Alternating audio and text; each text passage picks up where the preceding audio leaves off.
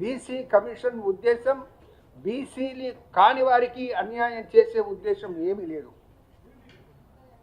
వారికి కూడా ఏవైతే అవకాశాలు కలగాలో, ఏ విధంగా అవకాశాలు కల్పించాలో అది తెలుసుకోవటానికే సమగ్రంగా అన్ని కులాల యొక్క వివరణ కోరుతున్నమాట మీ దృష్టికి తీసుకొస్తూ ఫైనల్గా మీరిచ్చే రిప్రజెంటేషన్స్ ఆధారంగా మేము ఫైనల్గా ఇప్పుడు బహిరంగ విచారణ కార్యక్రమం మొదలవుతుంది. ముందుగా టోకెన్ నెంబర్ 1 మాది సంచార జాతి ఒడ్డర కులం, మమ్మల్ని పరదేశ కులాలు అని అంటారు. మీ అందరికీ ఒకసారి పరదేశ నమస్కారం రామరామ్జీ తెలియజేస్తా ఉన్నా. ఈ భారతదేశంలో 1871లో భారతదేశంలో స్వాతంత్ర సంగ్రామం జరిగేటప్పుడు మా కులాలన్నింటినీ 200 సంచార తెగలన్నింటిని కూడా బందిపోటు జాతులుగా గుర్తించి వాటిని క్రిమినల్ యాక్ట్ పెట్టారు. 1871 నుంచి 1947 స్వాతంత్రం వచ్చేంత వరకు కూడా మా మీద యాక్ట్ ఉన్నది. 1947లో స్వాతంత్రం వచ్చిన తర్వాత కూడా 1952 ఆగస్టు 31 తారీఖు నాడు మాకు ఆ యాక్ట్ ఎత్తేయడం జరిగింది. ఆ యాక్ట్ ఎత్తేసేటప్పుడు లంబాడీలను, ఎరుకలను, ఒడ్డర్లను డిఎన్టీలుగా ప్రభుత్వం గుర్తించి జీవో నెంబర్ 790 1961 మార్చి 6న ప్రకటించింది. తర్వాత జీవో నెంబర్ 1793 1970 సెప్టెంబర్ 23న డిఎన్టీలో ఉన్నటువంటి లంబాడీలను, ఎరుకలను, అదేవిధంగా డక్కల రెల్లీలను వాళ్ళని ఎస్సీలో ఒకరిని ఎస్టీలో జాయిన్ చేసి మమ్మల్ని బీసీఏలో జాబితాలో చేర్చడం వల్ల అప్పుడు మాకు చాలా ఇబ్బంది అయింది. అక్కడ భయంకరమైనటువంటి నష్టం జరిగింది. తర్వాత 1976లో సవరణల ప్రకారం భాగంగా దొమ్మరి, కైకాడిలను, అదేవిధంగా బేడబుడగ సంఘాలను ఎస్సీలో చేర్చినారు. అదే 76 చట్టం ప్రకారం పాత తెలంగాణ, హైదరాబాద్ రాష్ట్రంలో ఉన్నటువంటి బీదర్, రాయచూర్, గుల్బర్గా జిల్లాలలో, అదేవిధంగా ఆంధ్రాలో ఉన్నటువంటి బళ్ళారి జిల్లాలలో ఉన్నటువంటి వడ్డర్లను ఎస్సీలో జాయిన్ చేయించడం జరిగింది. ఇక్కడ మాత్రం మా సోదరులైన వాళ్ళని అక్కడ ఎస్సీలో జాయిన్ చేసి మమ్మల్ని ఇక్కడ బీసీఏలో ఉంచడం వల్ల మాకు అనేక విధమైనటువంటి నష్టం జరిగింది. అదేవిధంగా ఇక్కడ గమనించాల్సిన అంశం ఏంటంటే, మేము సంచార జాతులుగా ఉన్నాం కాబట్టి ఒక ఊరు నుంచి ఒక ఊరు వెళ్ళడానికి అప్పట్లో పోలీస్ పటేల్, నాయక్ పటేల్కి ఖచ్చితంగా రిపోర్ట్ ఇస్తేనే మమ్మల్ని ఒక ఊరు నుంచి ఒక ఊరికి వెళ్ళనిచ్చారు. అదేవిధంగా ఎక్కడ దొంగతనం జరిగినా, ఏది జరిగినా కూడా ఈ సంచార జాతిలో ఉన్న వాళ్ళందరినీ కూడా అరెస్టు చేయడం ఇవన్నీ జరుగుతూ ఉంటే అప్పుడు ప్రధానమంత్రి ఇందిరాగాంధీకి మేము రిప్రజెంటేషన్ ఇస్తే ఆ యాక్ట్ ఎత్తేయడం జరిగింది. దాని తర్వాత 2004లో ఈ సంచార జాతులన్నింటికి కూడా ఒక కమిటీ ఏర్పాటు చేసి ఇదాతే కమిషన్ ని అప్పుడు స్పీకర్ మీరా కుమార్ గారు ఉన్నారు, ప్రధానమంత్రి మన్మోహన్ సింగ్ గారు, స్పీకర్ మీరా కుమార్ గారు దాన్ని పార్లమెంట్ లో ప్రవేశపెడతామని చెప్పారు. దానికి సుష్మా స్వరాజ్ గారు కూడా సపోర్ట్ చేస్తామని చెప్పారు. ఈ తెలంగాణ ఉద్యమ నేపథ్యంలో దాని గురించి పక్కకి జరిపారు. తర్వాత వచ్చినటువంటి గవర్నమెంట్ మళ్ళీ ఆ కమిషన్ ని పక్కకు పడేసి ఇదాతే కమిషన్ ఏర్పాటు చేసింది. ఆర్టికల్ 330 మరియు 332 అనుసంధానం చేస్తే ఈ సంచార జాతులు అన్ని కూడా ఈ బీసీ కులాలకి గ్రామాలలో భూములు ఉన్నాయి, పశు సంపద ఉన్నది. ఎంబీసీ కులాలకు ప్రత్యేకమైనటువంటి చేతులు వృత్తులలో ఉన్నారు. ఈ సంచార జాతులకు సరైన గుర్తింపు లేదు, వీళ్ళకి ఒక రకంగా ఉండే పరిస్థితి లేదు. ఎక్కడ గుట్టలు కొండలు కలిస్తే అక్కడ పనిచేయాల్సి వస్తా ఉన్నది. అదేవిధంగా పునాదులు తీసే దగ్గర, అదేవిధంగా బర్మారు మోతలలో భయంకరమైన చావులు, అదేవిధంగా వంతెనలు కట్టేటప్పుడు ఎక్కడ పడితే అక్కడ విధమైనటువంటి ఒక రకంగా చెప్పాలంటే అతి తక్కువ వయసులో బాల్య వివాహాలు ఒక కారణం అయితే బాల్య వివాహాలతో పాటు ప్రమాదకరమైనటువంటి పనులు చేస్తూ ఉన్నారు. కాబట్టి చాలా మంది ప్రమాదాలకు గురై చనిపోయారు. ఇలా చనిపోవడం వల్ల చాలా మంది చిన్న వయసులోనే విధవలుగా మిగిలే పరిస్థితి ఉన్నది. పిల్లల అనాథలయ్యే పరిస్థితి ఎక్కువగా ఏర్పడతా ఉన్నది అని చెప్పేసి అప్పుడు ఉన్నటువంటి కమిషన్ కూడా అప్పుడు కలెక్టర్ రాజశేఖర రెడ్డి గారు బిల్లులో శ్రీలక్ష్మి అనే కలెక్టర్ గారు వీటి మీద ఒక రిపోర్ట్ తయారు చేసి కూడా అందించడం జరిగింది.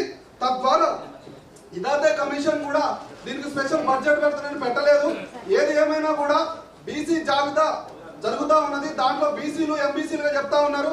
దయచేసి డిఎన్టీ జాబితాలో ఆల్రెడీ బ్రిటిష్ ప్రభుత్వం ఏర్పాటు చేసింది. తర్వాత మనకి స్వాతంత్రం వచ్చిన తర్వాత కూడా డిఎన్టీ కులాలను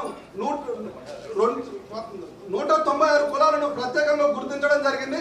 ఆ గుర్తించినటువంటి జాతుల అన్నింటికి సంబంధించి 330 మరియు 332 దానిని అనుసంధానం చేసి రాజకీయ రిజర్వేషన్లు అందించాల్సిన అవసరం ఉన్నదని ప్రముఖంగా తెలియజేస్తా ఉన్నాం. అదేవిధంగా ఈ రాష్ట్రంలో బీసీ జనాభాలో ఉన్నటువంటి దాంట్లో ఒడ్డర జనాభా కూడా స్పష్టంగా కనబడతా ఉంది.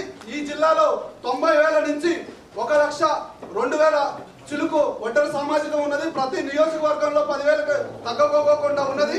అదేవిధంగా మా జాతిని డిసిప్లై చేయాలి, అభివృద్ధి జరగాలి అని అంటే అంతకు ముందున్నటువంటి ఒడ్డర సహకార సొసైటీలన్నింటినీ తెలంగాణ ప్రభుత్వం వచ్చిన తర్వాత తెలంగాణ రాష్ట్ర ప్రభుత్వం మాకున్నటువంటి ఒడ్డర సహకార సొసైటీలో ఉన్న 15% రిజర్వేషన్ తగ్గించి 3% తీసుకొచ్చింది. ఈ 3% రిజర్వేషన్ రావడం వల్ల ఆనాడు ఇందిరాగాంధీ ఏదైతే ఈ కుల సంఘాలను డెవలప్ చేయడం కోసం గ్రామ స్థాయిలో మండల స్థాయిలో సహకార సొసైటీలను ఏర్పాటు చేసి ప్రభుత్వం రోడ్ వేసినా బిల్డింగ్ కట్టినా ఏం చేసినా కూడా ఈ సొసైటీలకు ఇవ్వాలి. ఈ ఒక్కొక్క సొసైటీలో 200 కుటుంబాలకి ఉపాధి దొరుకుతుందని తయారు చేసిన సొసైటీని తెలంగాణ రాష్ట్రం ఏర్పాటు జరిగితే మాకు న్యాయం జరిగింది అనుకుంటే ఈ సొసైటీలను రద్దు చేసి మా కడుపులకు మట్టి కొట్టారు. దయచేసి ఇప్పుడు అదే సొసైటీలకు 25% రిజర్వేషన్ అందించాలి. ఈ రిజర్వేషన్ అందించి మట్టి క్వారీల్లో, రాతి క్వారీల్లో, ఏజెన్సీ ప్రాంతాల్లో, ఇసుక క్వారీల్లో ఖచ్చితంగా మా దామాషా ప్రకారం మా కుల వృత్తి కనుక ఇది మాకు ఇవ్వాల్సిన బాధ్యత ఉన్నది. దీన్ని మీరు నోటెడ్ చేసుకోవాల్సిందిగా మీకు కోరుతా ఉన్నాం.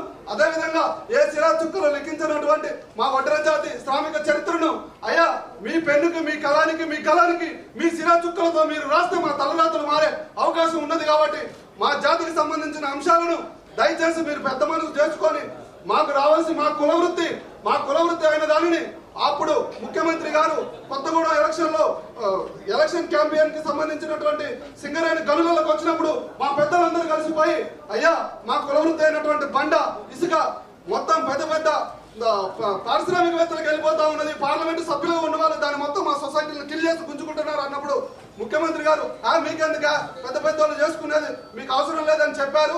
అప్పటి నుంచి కూడా మేము పోరాటం చేస్తాం. మా జన్మ హక్కు, మా జన్మ వృత్తి, మా పుట్టుక మట్టిలోనే పుట్టింది. మా చావులు రాయి మీదనే జరిగినాయి. మా జీవితం గాడిదల మీద ఇసుక మోసుకుంటూ గాసర వడ్డర్లుగా మేము పరిగణించబడినాం. కాబట్టి సంచార జాతులైనటువంటి అడకతినే కులాలు, సంచార జాతులు వీటికి ఒక నిబద్ధత లేదు. గంగెద్దు, జోషినందువాల, అదేవిధంగా సాగులలో అత్తర సాగులు కావచ్చు, దూదకులాలు కావచ్చు, ఇవన్నీ సంచార జాతులుగా పరిగణించబడతాయి. బీసీలు వేరు, సంచార జాతులు వేరు. దయచేసి సంచార జాతులని మీరు ఒక రకంగా అండర్లైన్ చేయండి. సంచార జాతులను బీసీలలో కలిపితే మీరు మా గొంతు నొక్కినట్టు అవుతుంది. ఈ బీసీలలో మేము ఇమడలేము, ఎందుకంటే మాకు భూములు లేవు, చావు లేదు. కాబట్టి సంచార జాతుల కోసం ఒక ప్రత్యేకమైనటువంటి సిఫార్సును తయారు చేయండి. ఏదైతే ఆనాడు మీరా కుమార్ గారు, మన్మోహన్ సింగ్ ప్రభుత్వం 332 ఆర్టికల్ ని సవరణ చేసి రాజ్యాంగ, విద్య, వైద్య, స్థానిక సంస్థల రిజర్వేషన్ అవకాశాలు ఇస్తారన్నదో అవి మీరు ఇవ్వండి. ఇస్తే మా బతుకులు మారుతాయని ప్రముఖంగా తెలియజేస్తా ఉన్నాం.